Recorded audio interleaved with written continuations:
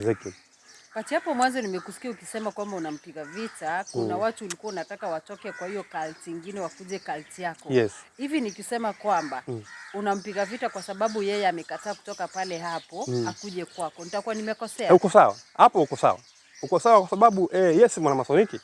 Na hii cult nyingine imeformiwa na mimi ndo mwanzilishi. Na kuna watu ambao natarajia kwamba watoke kwa cult ile ya masoniki waje hii huko ambaye ni better one. Umeona? Hii haitoi What makes you think like it's better one? Hii haitoi kafara ya watu. Unaona? Hii inatoa kafara ya wanyama. Unaona? Hii yako inatoa kafara ya wanyama. Unachinja ng'ombe, unachinja mbuzi, unachinja kondoo. Unaona? Unachinja kuku. Ile kule ambao wako kama. Yes, our lovely people, welcome again to our channel, and today we are coming live from Kilifi. As usual, I'm with Pasha TV, and of course it's Cyprian here. And today, guys, I have a very amazing content from Kilifi. Next to me, I'm seated. Even I don't know what to say. I like words, but guys, because we want to hear more from him, I just want to welcome him in our channels.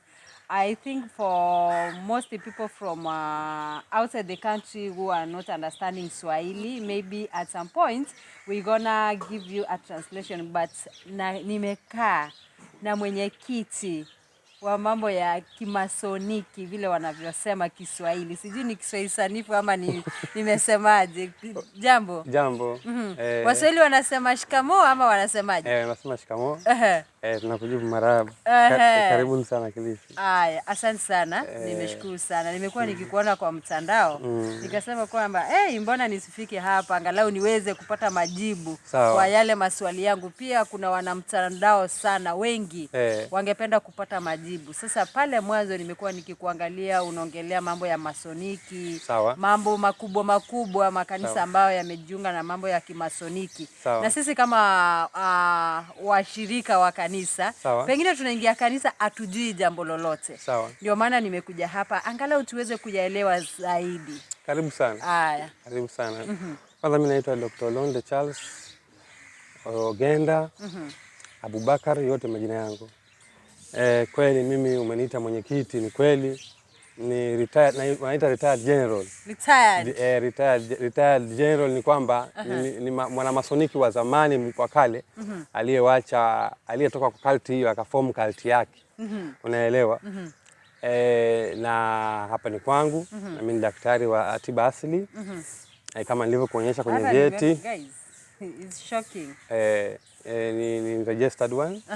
Kwa hiyo mambo ninayofanya yako registered, hata serikali inanitambua. Hawatakuja kunishika waniambie umeenda kuoji mganga. Mimi mwenyewe nimekaa hapa niko na uoga. Hamna hawezi.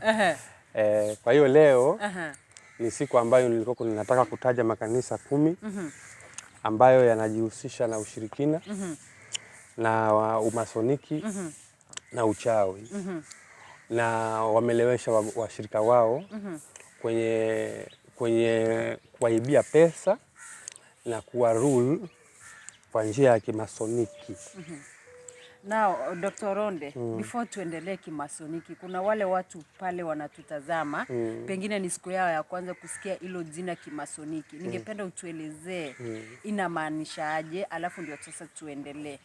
Kwanza nimeona watu wengi sana kwenye social media. Utoka hata juzi nimeona kijana kutoka Tanzania anasema kwamba yeye alikuwa Freemason. Nataka niwaambie dunia kwa ujumla. Wengi waigizaji. Mimi nimewahi kuwa kwenye show tofauti. Sijaitamka kwamba mimi nimewahi kuwa mwana masoniki. Leo ni mara ya kwanza. Ukiangalia show zangu zote, sijawahi weka hilo jambo wazi kwamba nimewahi kujihusisha ama nina elimu hiyo. Maana kwenye ufahamu wangu degree ya 29 ni degree ya juu sana. Yaani mimi kwa ile sawa naitwa Lord Charles. What? Yes, Lord Charles manake ni muumbaji. Sawa? Kwamba naweza kutengeneza, naweza nikabomoa. Nikitaka taifa naweza lisimamisha hivi. Nikaeleka stand still. Kuna uhakika? Ni mambo ya kawaida tu hayo. Kwa sababu forces ambazo nazirule ndizo nitakazozituma zifanye nini vituko. Naelewa. Na sisi binafsi nina elimu kubwa na ufahamu mkubwa ambao nadhani kwenye East Africa hakuna mtu anayo. Ambaye naweza muogopa kwamba tunaandamana kidogo Uingereza, Amerika. Au utawapata mwenye degree mpaka ya 30-33. Maana mwenye degree ya 29 kama mimi alikuwa ni Queen Elizabeth. Yes. Naona watu wengi wanajitokeza kwenye media tofauti wakisema kwamba wao ni wana masoniki, wametoka sijui masoniki. Uongo. Masoniki huwezi toka. Maana wengi hawajafika degree ya 10 hata ya 10. Na ukiwa degree ya 9 huwezi fahamu elimu ya degree ya 10. Mpaka ufike pale. Ni chambers ambazo hazifunguliki olelo. Sasa basi nilikuwa nina haya ya kukwambia. Kama ya kuambia Wakenya na dunia kwa ujumla. There are evil churches in the Republic of Kenya that the government need to intervene and also the society need to know them. And these churches, one is New Life, mentored by Pastor Ezekiel. Second is Maximum Miracle Center by Bishop Muiru. Third is SCK, Anglican Church of Kenya. And not the SCK family at large, but their deacons and their pastors. The church has no problem. The members have no any demonic matter, but their deacons and their pastors. SCK? Yes.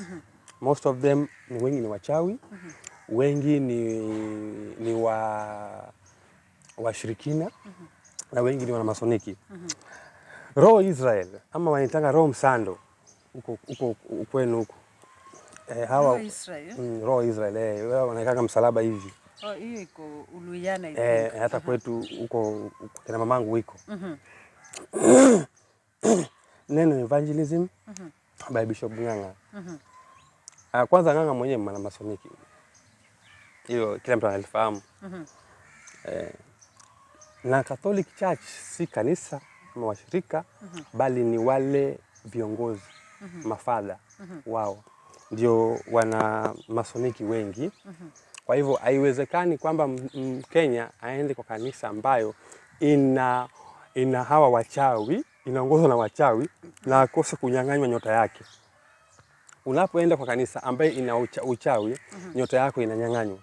Unanyang'anywa ile nyota, inachukuliwa. Ikichukuliwa ile nyota, unarudi nyumbani ukisema mbarikiwa, kumbe umelaaniwa. So unakuta ni rahisi mshirika afariki, ni rahisi mshirika aende hasara, ni rahisi mshirika awe brainwashed. Pesa zake zitoke, azipeleke kwa yule mpasta, PAG, Pentecostal Evangelist Fellowship of Africa Churches, na Nabii Mato. Kuna nabii mmoja hapa Kilifi anaitwa Nabii Mato, hata alishikwa na polisi siku za nyuma, kwa sababu yeye kwanza ni mlevi. Ndio unajua kwamba ni masoniki, yeye anaenda kanisani kama amelewa. Na kwenye gari yake anatembea na mizinga ya pombe. Unaelewa? Na uchawi ni mchawi. Hata hapa karibu alikuwa na kanisa ikavunjwa na wananchi. Seventh Day Adventist Church hii si kanisa ama washirika. Naongelea kuhusu viongozi. Kwa hiyo endapo kuna maswali kulingana na hawa makanisa niliyotaja, uniulize nikujibu. Niko hapa. Haya, kuna mambo umetaja hapo nyuma kwamba unaweza ukaeka Kenya iwe stand still. Tunaona ujumi na tusumbua bwana. Si tuweke hiyo stand still tuione kidogo at least mambo yanyooke. Unajua kuhusu swala la uchumi, naomba kuweka sawa ama kuweka bayana mambo. Kwanza, tambua kwamba Wakenya ni wavivu. Mimi sijaiona tatizo lolote kwenye nchi ya Kenya. Nchi ya Kenya iko sawa na uchumi wa Kenya uko sawa. Ni kwamba umepanda, watu wafanye kazi. Wakenya wavivu.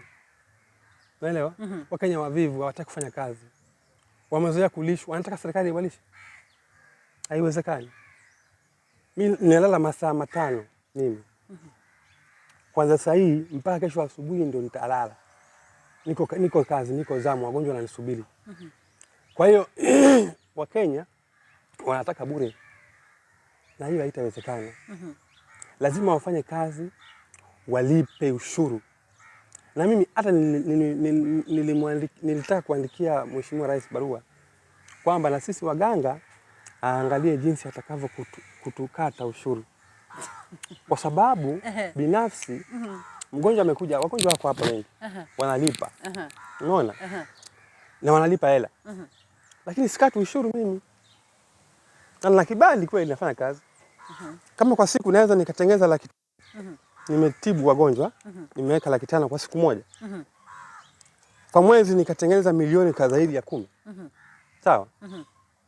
Yaani tuseme nimekatwa kidogo, nimetumia matumizi yangu, imebaki ya milioni 10.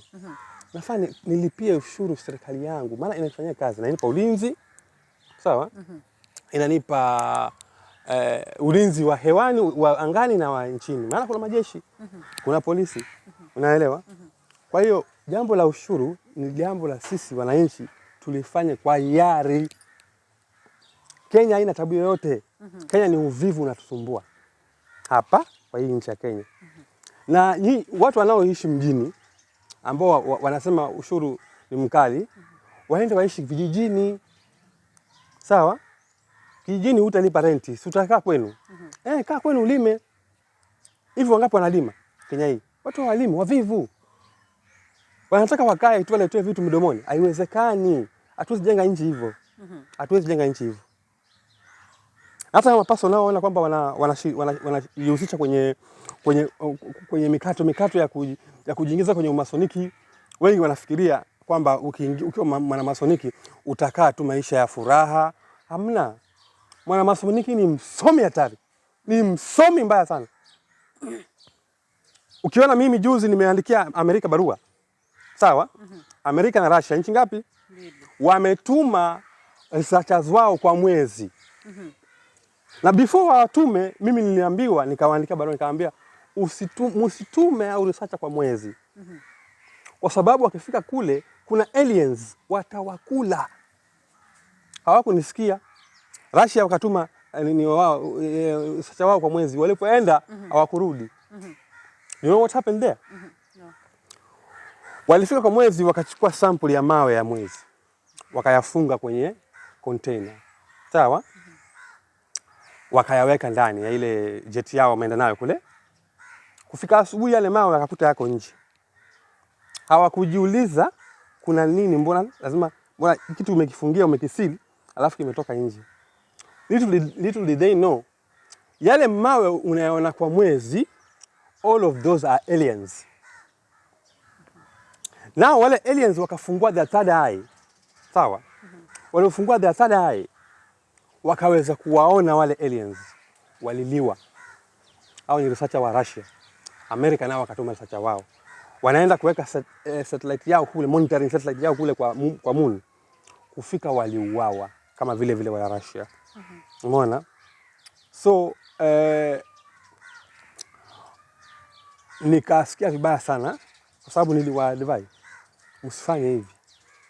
Maana mimi nafahamu kwenye mwezi kuna nini na kwenye jua kuna nini. Yaani aliens wale ambao wanafika katika taifa la Kenya, nilisema zamani, ni aliens ambao wana nguvu kali sana. Sawa sawa? Hawawezi kuchezewa. Na hawa aliens mimi nawasiliana nao. In fact wanaripoti moja kwa moja to depression. Kuna Nyari depression hapa Kilifi. Yes, ni mahali palikaa hivi kama kijiji kikadidimia. Sawa? Kikaenda kilomita 39 chini ya ardhi kikadidimia. So alafu nyota ilizama pale. So aliens wa dunia nzima wale wakubwa wenye nguvu kali wanatua Kilifi na wanatua pale. Mimi ni mzoefu kwenda pale, ni marafiki zangu tunawasiliana. So nimepata taarifa hizi kutoka kwa hao. Ripoti zao wananipatia. Maana mimi nawasiliana nao. Unaona? Aliens ni viumbe wengine ambao utaweza waita malaika ukitaka. Utaweza waita any other name. Lakini they have every report concerning this world from the creation to now.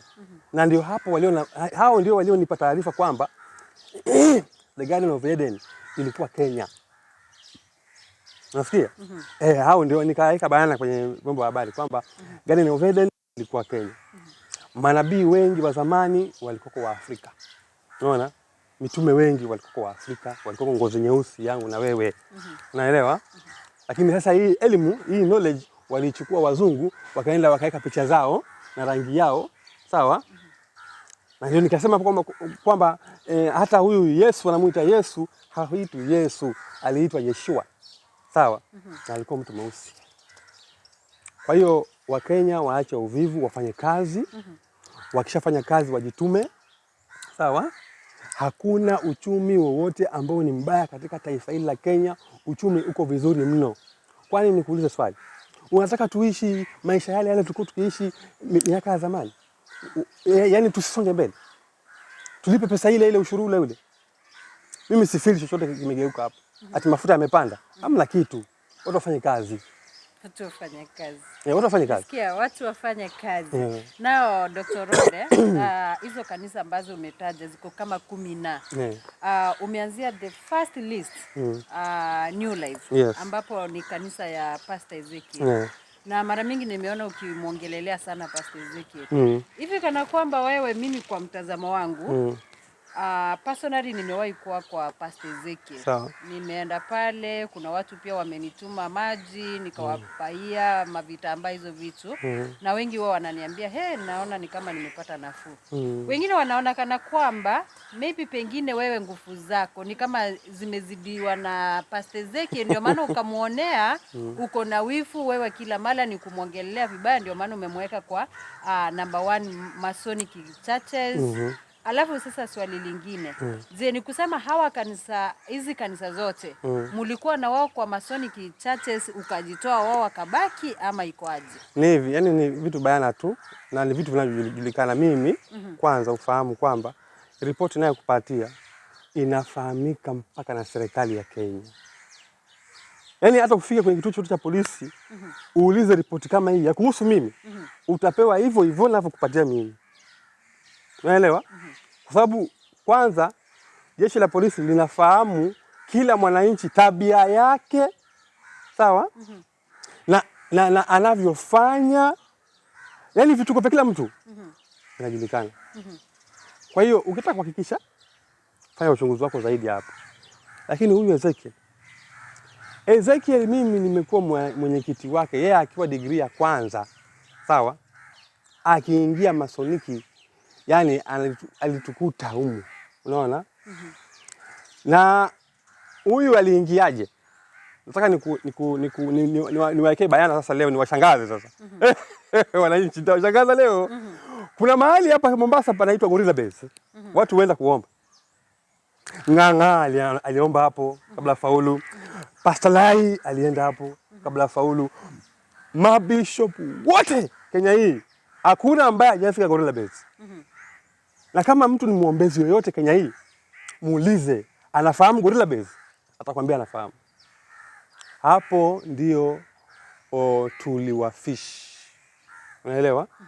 Tukamfish Ezekiel akiwa tu maskini hohehahe, sawa? Tukamenta, sawa? Na tukampa nguvu. Unaelewa? Sawa? Na tukamwezesha. Sawa? So Ezekiel nampiga vita kwa sababu mimi usimamizi nilikuwa niko nao. Si mimi nilitoka nikaform cult yangu. Sasa nilimwacha pale. Bado yeye ni mwana Masonic. Sawa? Na kunao watu ambao nilitaka watoke pale. Labda waje wajiunge na hii cult yangu. Na hawakutoka pale. Unaona? Kwa sababu wanajua fahamu wakitoka pale wanaweza kauawa. Unaona? Na ufahamu huo watu wengi hawana. Kwa hivyo Ezekiel ni mwana Masoniki. Na haya makanisa Mwiru vile vile, unaona? Ni vitu ambavyo mimi namfahamu Mwiru kwa karibu sana na yeye ajui. Kwamba namfahamu kwa karibu. Unaelewa? Kwa sababu Maximum Miracle Center hata yeye Gorilla Base alikuwa anakuja. Na mpaka leo ukienda Mombasa pale kwa Gorilla Base ni kwa PPO kwa baharini sasa. Kwa ofisi ya PPO Mombasa ama State House kwa baharini. Upande wa bahari sasa. Hapo ndio Gorilla Base. Pale ndio unasikia kuna mahali Mganga alikuwa anaomba chemba yake mpaka leo iko. Kuna chemba ya Lai Bishop Lai alikuwa anaomba mpaka leo iko. Kamuulize Bishop Lai atakwambia. Umeona? So hawa watu mnaona wako famous, kuna mahali tuliwatoa. Unaelewa? Na siwezi kurupuka tu hivi nikaongea uongo, hapana. Huu ni ukweli ulio bayana. Unaelewa? Kwamba tumewatoa mahali, we took them, tuliwatoa kwa trash, kwa takataka. Walikuwa wanaenda kuomba kule, kufunga na kuomba wapate nguvu ya kwenda kwa huduma zao. And there is where they were targeted and they were captured and they were slaved, and until today they are slaved. They are slaves. So mimi binafsi, I have got nothing personal with Ezekiel. Kati hapo mwanzo nimekusikia ukisema kwamba unampiga vita, kuna watu ulikuwa unataka watoke kwa hiyo cult nyingine wakuje cult yako. Yes. Hivi nikisema kwamba unampiga vita kwa sababu yeye amekataa kutoka pale hapo akuje kwako, nitakuwa nimekosea? Uko sawa. Hapo uko sawa. Uko sawa kwa sababu yes, mwana masoniki. Na hii cult nyingine imeformiwa na mimi ndo mwanzilishi. Na kuna watu ambao natarajia kwamba watoke kwa cult ile ya masoniki waje hii huko ambaye ni better one. Umeona? Hii haitoi What makes you think like it's better one? Hii haitoi kafara ya watu. Unaona? Hii inatoa kafara ya wanyama. Unaona? Unaweza kafara ya wanyama, unachinja ng'ombe, unachinja mbuzi, unachinja kondoo. Unaona? Unachinja kuku. Ile kule ambao wako wa kimasoniki inatoa sadaka ya watu. Na ndio ukiangalia Ezekiel ametoa baba mkwe wake. Hivi karibuni atamtoa, nimejua anatoa mzazi wake karibu kufariki. Ni mgonjwa. Unaelewa? Ametoa watu wa kwao wengi, unaona? Ametoa washirika wake wengi. Unaelewa? Yaani amewatoa watu wengi mno. Umeona?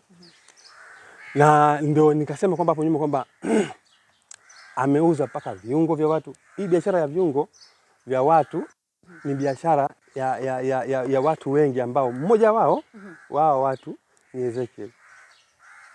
Sawa? Na anashirikiana na watu kadhaa ambao ni wana masoniki. Wana masoniki ndio wanauza viungo vya watu, figo, maini, nini, unaelewa?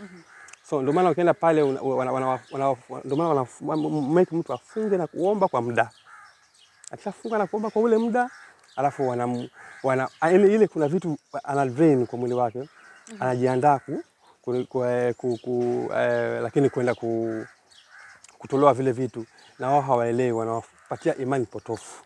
Lakini kufunga hata kwa Biblia iko mtu kufunga na vile mimi nilienda pale. Okay guys, sisi namtetea Pastor Ezekiel. Mimi naongea kulingana na vile nilivyoenda pale nikajionea mimi mwenyewe. Sawa. Pale nilivyoenda, wengi walikuwa wanasema kuko na makaburi kanisani. Hakuna mahali mimi niliona kitu kama kaburi. Watu walikuwa wanasema, mimi nasema vile walikuwa wanasema. Haya, mambo na kufunga tulijaribu kuulizia wale ambao wanaenda pale. Wakasema hata kama kuna kufunga, kuna ile kufunga hata wewe mwenyewe unaweza funga kutoka asubuhi mpaka jioni, masaa yako baadaye ufanye nini? Ukule. Does it mean wewe mwenyewe unaonekana kwamba ile kufunga wanafunga kabisa hawakuli, lakini wao wenyewe waliconfess wakasema kwamba hata kama ni kufunga, kuna ile kufunga baadaye mnakula. Hata mimi naweza funga tangu asubuhi mpaka jioni, baadaye nikule. Kwanza acha nikujibu hapo, nikuweke vitu bayana.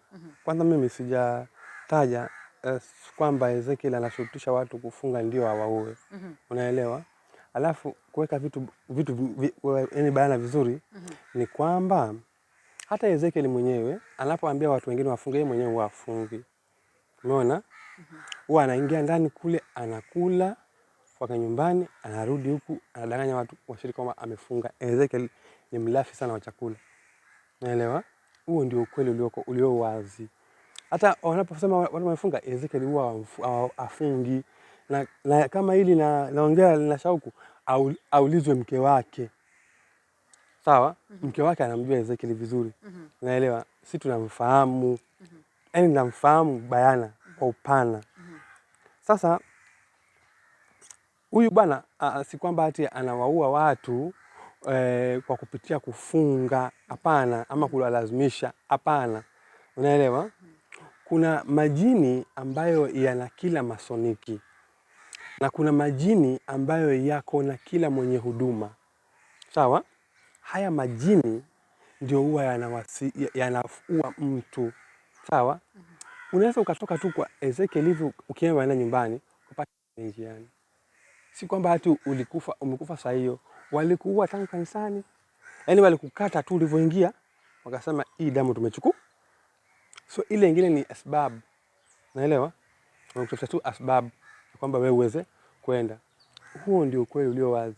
Mimi yule bwana simsingizii, unaelewa? Alafu sina chochote personal apart from that. Ameniita mara nyingi ili niongeleshe. Anibembeleza sana, unaona? Mpaka kutuma watu. Lakini haiwezekani kwamba mimi ni fall under yeye. Yeye ni ako degree ya 4. Sawa? Katika masoniki. Mimi nimetoka masoniki nikiwa degree ya 29. Bado niko na degree 25 mbele yake. Tunaongea naye nini? Kwenye knowledge hajui kitu. Si yeye si Muiru, babake wa kiroho. So tunaambiana nini? Siwezi kaa naye chini tukiongea. Wakati mmoja nikifanya show na Pashwa TV pale, walikuja maaskari wake na double cabin. Wakatuuliza unafanya nini hapa? Nikamwambia nimenunua shamba. Okay, sawa amenunua. Mbona kamera zenu zinamulika kule kwetu? Wewe nikamwambia wewe ni nani? Sawa? Huyu bwana akaniambia mimi afisa wa polisi. Nikamsikitikia sana. Yaani nikamuuliza, wewe kama ni afisa wa polisi, unanijua? Sikujui. Unanijui kabisa? Nikamwambia toa siofe yako, toa ID. Yeye atambua wewe ni askari.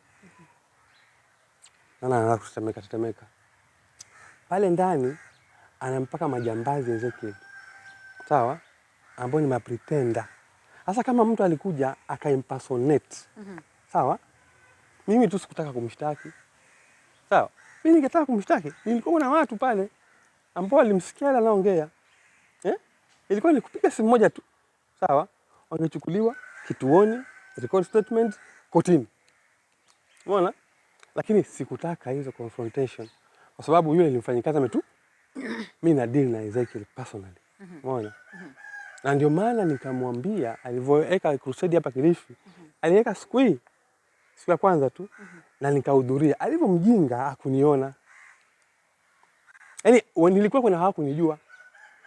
Umeona? Na gari yangu hii nilikuwa pale. Nilichukua mchawi huyu mmoja tu kutoka Mnarani. Mmoja. Sikuchukua wengi, nilichukua yaani mtu mmoja tu. Alafu nikamwambia wewe shuka ende ukaroge ile crusade, iroge ile crusade nikuangalie kama utaweza kupita mtihani na ukianguka hii huwezi tena wewe kuwa nitakunyang'anya vile vitu tunakupatia. Wewe kijana mbaya. Usikia? Ni mbaya. Alishuka tu akatia kitu pa. Wafuasi wa Ezekiel mpaka Asha wamekaa pale dukani wananunua. Kwa mbuyu mimi mshtuka hapo nyuma. Alivyoshtuka akaweka kile kitu tukatoka nikamwambia wenzetu. Za nyumbani kesho yake saa 4 napigwa simu. Ezekiel amezuia bridge. Sawa? Hii inakuonyesha wazi kwamba kwenye ulimwengu wa kiroho huyu mwanafunzi. Lakini hizo kanisa zote umetaja. Umesema mlikuwa mnaenda kanisa moja wote. Hiyo ya kimasoniki, hizo kanisa zote. Viongozi wao ni wana masoniki. Nisema viongozi wao? Viongozi wao. Yes, kama ACK ina wachawi wengi sana madicons. ACK. ACK ina wachawi wengi. Ndugu yangu. Anglican Kenya. Mapasta deacons. Ni wachawi, yani mpaka mimi nahofia wananchi wanaishije. Catholic Church. Mafadha wao. Kwanza nikwambia tabia mafadha hujitia kwenye rumu moja mafadha kama 6. Wakadomi wakanywa pombe, sawa? Alafu ndo wakaenda kwa misa zao. Unasikia? Nakwambia hivi, hawa wana kanisa ya ACK Catholic ama father na priest. Yaani maadicons wao ni wachawi kupitiliza ndugu yangu. Ni kitu mimi nimekiona binafsi, ni kitu nimekitafiti. Unaona? Manake nikiwa pale kama mwenyekiti, nina faili ya kila mtu. Unaelewa? Yaani kila ambaye ni mgeni ameingia juzi na hichi na faili yake mimi kuna vitu mpaka ni sign mimi. Unaelewa? Kuna vitu mpaka nipitishe mimi. Unaona? Na ndio maana mimi ukasikia na inaitwa Lord Charles. Sawa? Kwa maana kwenye kufahamu wangu nina uwezo wa kuumba. Mimi katika matukio yangu hapa Kenya. Tunaamisha Kenya hivi at stand still. Si chini ya mara 30. Sawa? Yaani kitu kimefanyika. People not knowing that I'm behind it. Sawa? Na wana masoniki wanafahamu. Na ukiuliza watakwambia, watakupatia moja baada ya moja. Kwambia huyu alifanya hichi na hichi na hichi, yule alifanya hichi na hichi. Ukaona media zina kamera, huyu amefanya hivi na hivi na hivi. Lakini behind it ni sisi ama ni mimi ndio nimepeana maelekezo hayo, ama nimefanya tukio hilo, ama nimetuma kikosi cha majini kikafanya matukio kama hayo. Umeona? Kwa mfano kama vile pengine kuna mwanachama wangu amezulumiwa kitu. Umeona? Kwa hivyo aliyemdhulumu tunamfanyia tukio. Tunafanya tukio gani? Sasa tukampa ajali moja ya hatari sana. Umeona? Pengine wakabingirika huko, wakafika kwenye wakaliwa na mamba. Kwa mfano, yani kwa mfano yani. Sawa? Yani wakabingirika wakapata mpaka wakaliwa na mamba. Sawa? Ama ikatoka wakazama maji wote. Unaona? Napata mfano yani.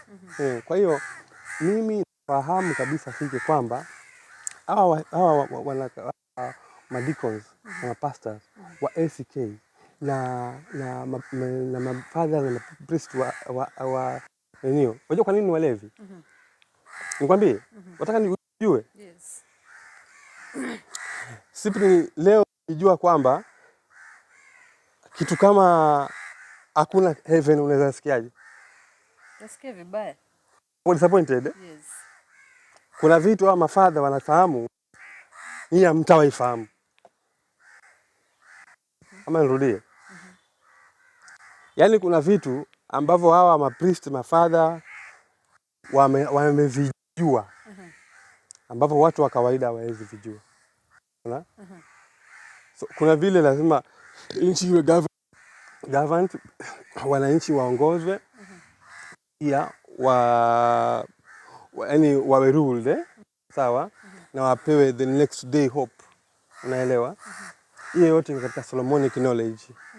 Sawa? Yani the world of demonology, ama the book of demonology says that someone have to be your slave for you to rule. So for you to succeed, you need to slave someone. Now it depends who. Sawa? Wengi wananipigia simu kwenye mitandao walitoniona kwamba wanataka watoe watu wao kafara ili wawe matajiri. Na waambie kwenye social media, sifanyi hayo. Sawa? Usinipigie simu kuniambia unataka kutoa kafara babako, mamako, hata watoto. Napigiwa simu nyingi sana mimi. Kwa sababu siko kwenye hiyo cult tena. Nimeform cult yangu ingine ambayo mimi ndo naisimamia East Africa na ina watu wengi. Sawa? Na ina wakuu wengi mpaka Ulaya. Sawa? Hatutumii kafara damu.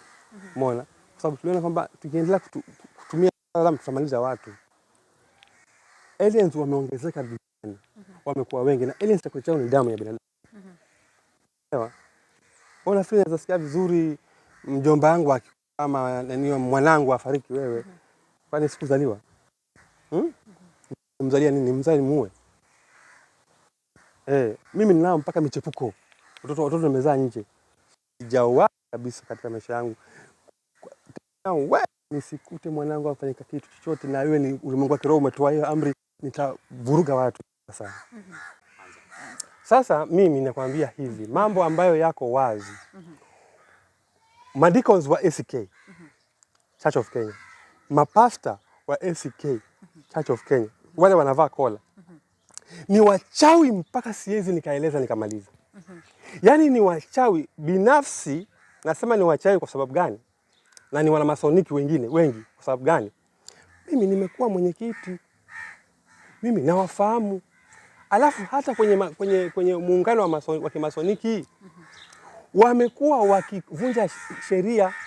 Unakuta wanawake wengi ambao wako ACK na mabwana zao wamelala na hawa viongozi bila waume zao kujua. Unaona? Mapriest ya mafadha wa Katoliki. Kwanza nikwambie tabia yao, wanajifungia kwenye rumu moja. Mafadha kama 10 wanakunywa pombe. alafu they sodomize each other humo ndani. Sawa? Ndio wamalize. Alafu waende waoge. Wanajipaka marashi ya gali. Alafu wanaingia kwa ibada. Umeona? Do you know why they do that? No. They do that because if today you are told there's no heaven, how would you feel?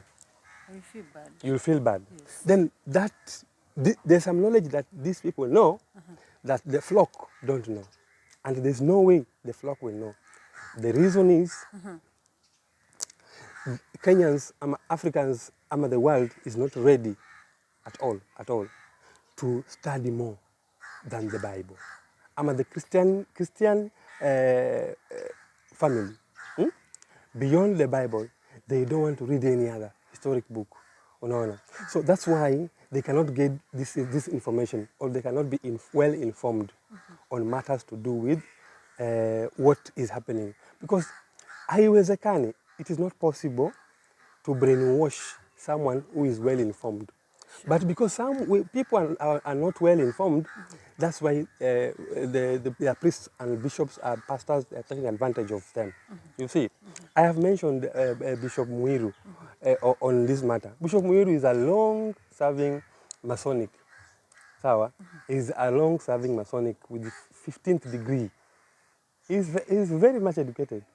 He has 15th degree. That's why he's the father of Ezekiel spiritually. You see? Oh. Yes, he's a spiritual father to Ezekiel. But he's not the original. The original spiritual father of Ezekiel is Bishop Joshua. TB. No, Bishop Joshua is in Mombasa there. You can, in some of the shows, I have nimemtaja huyo Bishop. Now that's where Ezekiel came from. That is his ground.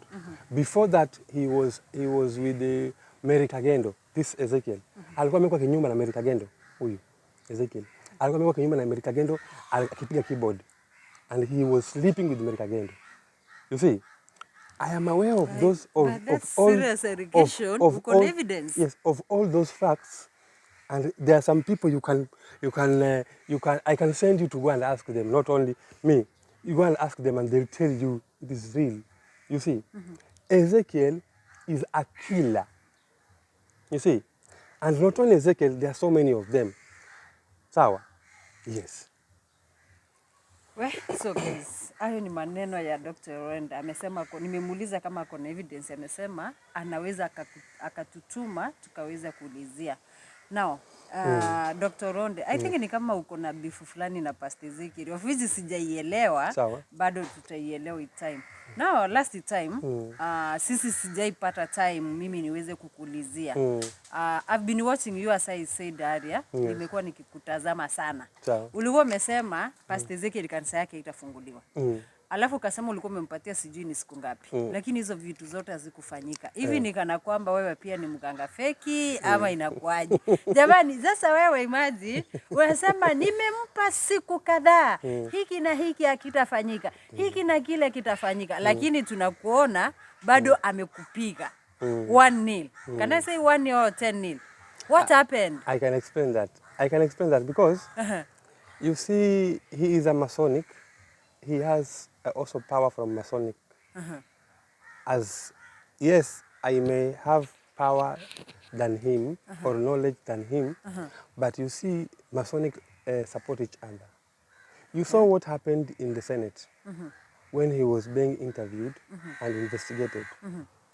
The Senate was facilitated by him to go and investigate that church. You can confirm that there was some support he got from the Senate. The Senate was divided. You know what that means? There were supporters of Ezekiel who were Masonics, and there were those ones who were not Masonics. Like you see, there's one Boni Halwale. That man, if there's some people whom I can really confirm that he is not in any cult, that man is not in any of this cult. Boni Halwale. Boni Halwale. I don't know he is an MP or a senator, but I know him as a person. I've been watching him for a very long period of time.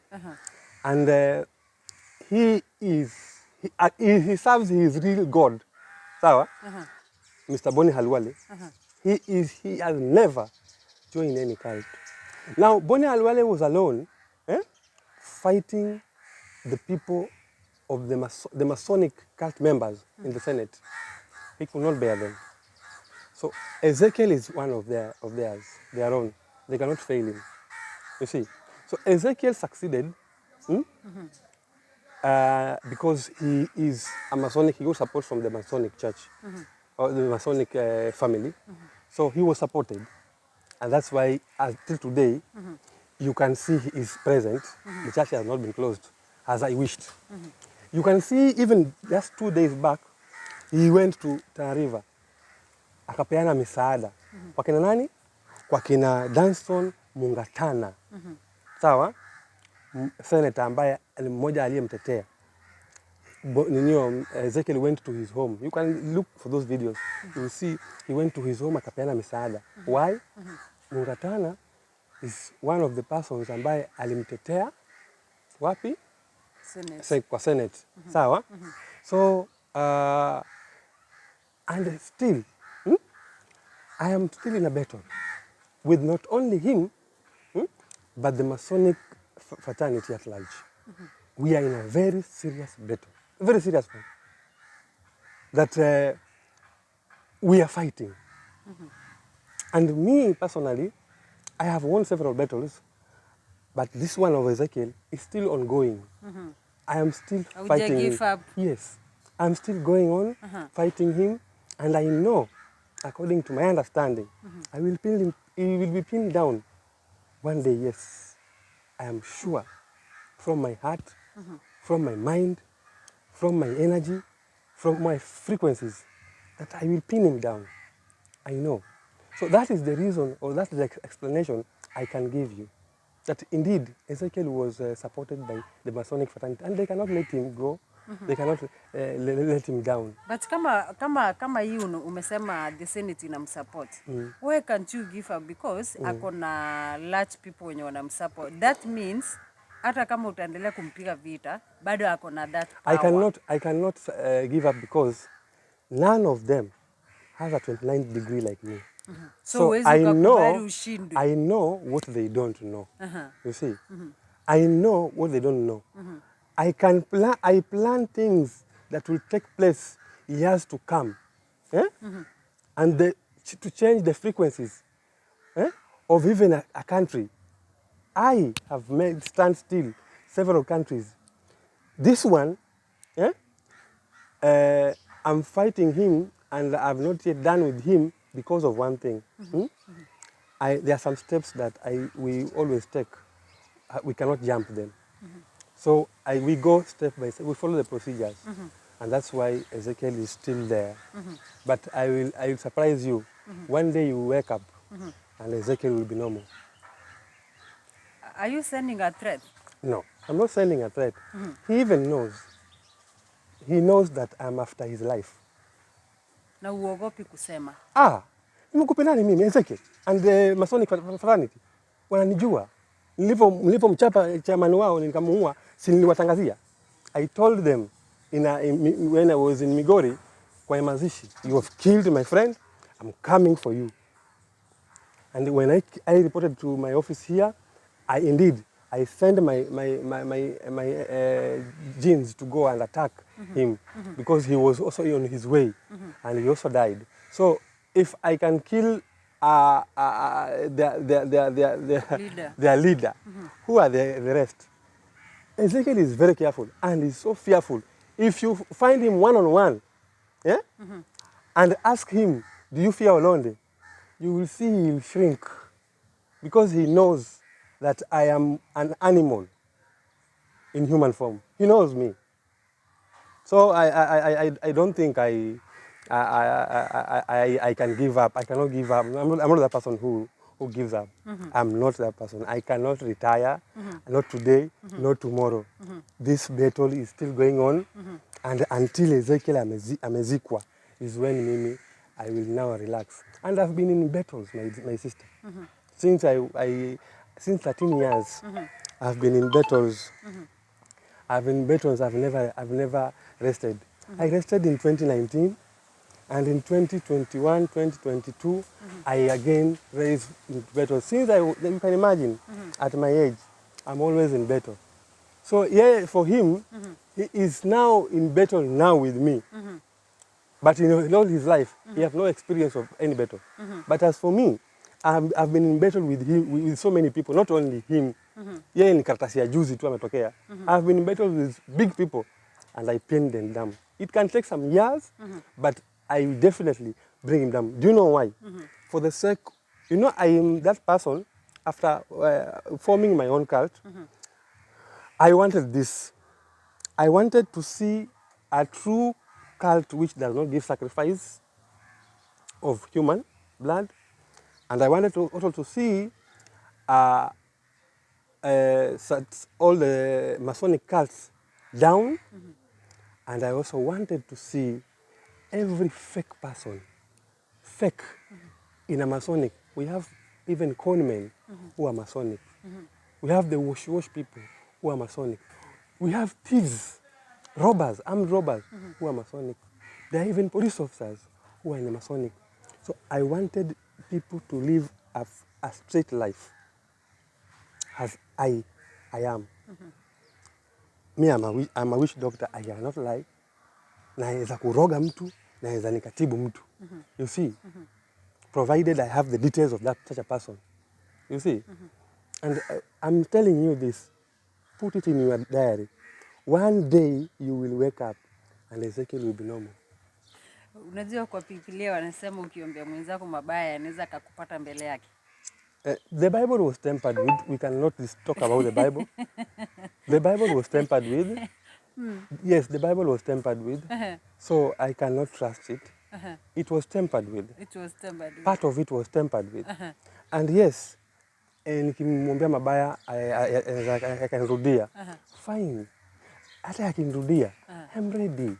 You're ready. Even if I'm the one who will lose my life, I'm okay with that. Do you think I fear? Let me tell you, if I die today, I'm being reincarnated now into another life. I'll be still alive. I'll be born into another womb. Sawa? And I still go on with my life. Reincarnation is real. Before I was born, I was present in another life, in another family. So it is only the soul that survives, but the body, and still I will hold my stand. So death does not shake me. In my understanding, you know, people fear things because of death. They fear to die. That's why they are so bold, they are churchgoers. But if today they realize that if they die, they'll be they'll be reincarnated into another woman's womb. I'm telling you, we will have demons in human form. Yes. So guys, mnafikiria nini kuhusu Dr. Olonde? Hapo kwa comment section, msisahau kuweka comment kwa haya maneno ambayo tumeweza kuiongea. Sasa Dr. Olonde, tunaelekea kumalizia. Pengine kama utafikia kuna kitu nimesahau, tutaongezea hapo baadaye baada nimekuulizia swali moja. Pale mtandao unajua sisi tunategemea sana mtandao. Sawa. Tunaweza angalia mambo mawili matatu yanayoendelea ili kupata zile maswali ambazo tutakazoziulizia. Tulikuwa tumesikia kwamba ulikuwa mgonjwa, mara ulikuwa umeenda Tanzania. Sijui tueleze vipi? Tulisikia ulienda Tanzania. Tanzania uliendea nguvu za gizani ama uliendea nini? Na kama ulikuwa mgonjwa, hebu tuelezee what happened? I saw someone sent me a video and I saw it on TikTok that Ezekiel was announcing that I am sick and I am bedridden. For heaven's sake, I am not sick. I've never been bedridden. I went to Tanzania, yes. My dad is in Tanzania. I am a herbal medicine doctor. You see, I have to go nichukue madawa, niongeze madawa, nije ni restock because for the year ahead 2024. Na sikuwa nimeishiwa na madawa pia. Alafu, I also went for checkup, spiritual checkup. You see here, I check people's astronomically, nyota zao naziangalia hapa. Lakini huko Tanzania nikifika, babangu naye ananiangalia mimi.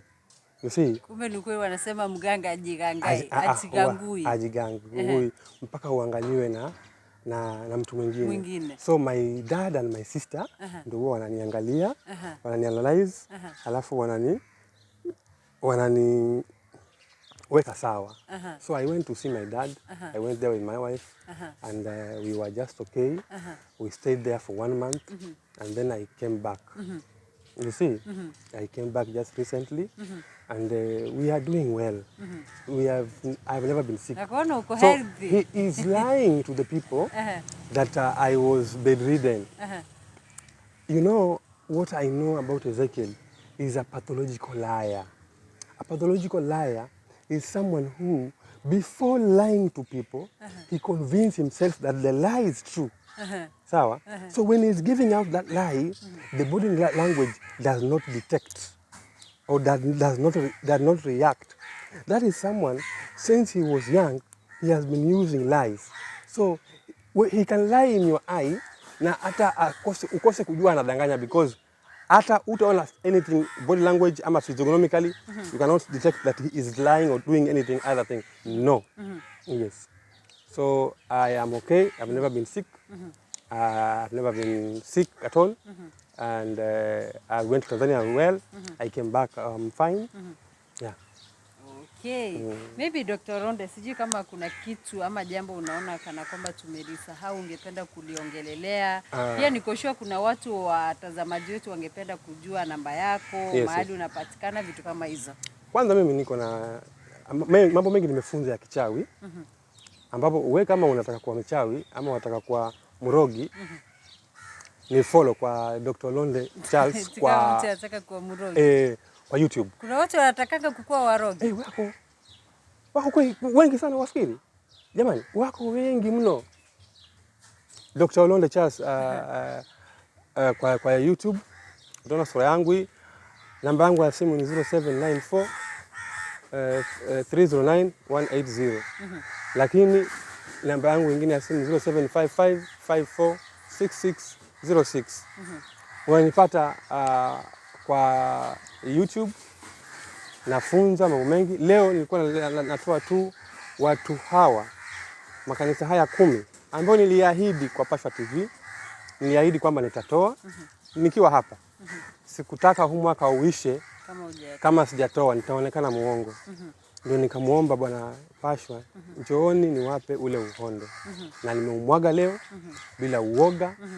Ambaye anaona pengine nimemuonea, anaweza nijibu, ama ni confront, ama kushtaki, ama anishtaki kotini. Kama na sheria unataka koti gani? Dadangu mimi we. Sasa kuna kijana mmoja anasema kwamba mbona simjibu. Huyo kijana wa Ezekiel huyo. Niliuliza mbona simjibu. Ninaomba nimwambie hivi. Yeye si size yangu. Yeye si size yangu. Yaani yeye ni kama yeye ni mtoto wa Ezekiel. Sasa kwangu tunafikiana wapi? Alafu mimi nimjibie kama nani? Maskini mbweha yule mimi siwezi mjibu. Maskini mbweha. Yaani yule ni mtu ambaye hana mbele wala nyuma. Mwenyewe anakaa akisema kwamba hata Ezekiel atampatia urithi. Yaani mwanaume mzima wewe unakaa ukifikiria ukingoja uletewe urithi wa mwanamume mwenzako. Kwani anambaka Yoko ama anamsalambongi? Ama anambaka Yoko? Anambaka Yoko. Yaani Ezekiel anambaka Yoko ama anamsalambongi? Hiyo ni kusema nini Olonde? Utaelewa tu. Utaelewa. Yaani kwamba yeye ni mpango kando wa Ezekiel nini? Anambaka Yoko. Yes, anambaka Yoko ama anamsalambongi? Kwa sababu gani? Wewe mwanamume mzima utasubiri vipi upewe urithi na mwanamume mwenzako? Usipoamka asubuhi uende ufanye kazi. Usipoamka asubuhi ujitume, hata amefungua huduma na hata hajaoa. Unaelewa? Hapana. Hakuna kitu kama hicho. Unaelewa? Mimi siwezi mjibu huyo kijana kwa sababu nasikia aliuliza mbona mimi simjibu. Mimi nimjibu, mimi naweza mnyaka mahali alipo. Na akaenda kujulikana na asiwahi onekana tena. Asiwahi onekana tena duniani. Sawa. Kwa hivyo mimi siwezi ongea na yeye. Wait ndogo ile. Hata ushamjibu already. Ashajibiwa. So guys, tumekuwa na Dr. Olonde, amepeana namba yake ya simu, pengine kama unataka kumsikiza vizuri unafaa umpigie simu. Nimesikia akisema kuna watu wengine wanataka kukua wachawi, yani warogi. Sijui vile inafanyika, lakini hapo mtaweza kuongea na yeye. So ametupatia namba yake ya simu, utaweza kumpata. Kwa wale watazamaji wetu wa kizungu, jamani, watch our next video. We are going to do it in English. So guys, thank you so much for watching Pasha TV and Cyprian TV. May God bless you.